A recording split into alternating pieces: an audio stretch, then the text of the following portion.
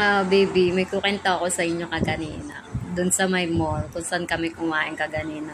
Bumili nga pala ako ng tapsilog para sa aking pamangkin.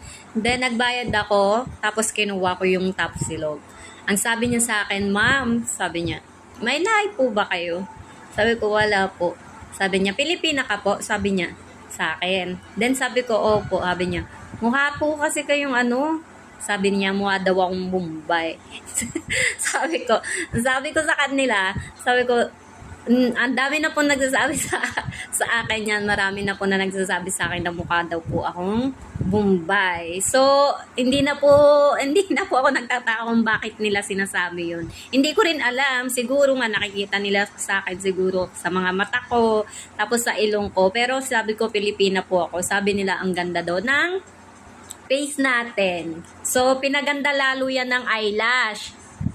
Maglagay ka na para baka sakaling mabago yung face card mo, yung mukha mo, mag-iba yung look mo. So, ayun lang mga habibi Bumili na kayo at maglagay na rin kayo dyan. Baka mapansin din kayo. Nako, wag na kayo magpatumpik-tumpik pa. Maglagay na rin kayo ng eyelash. Yun lang. Thank you sa pakikinig ng kwento ko. Bye!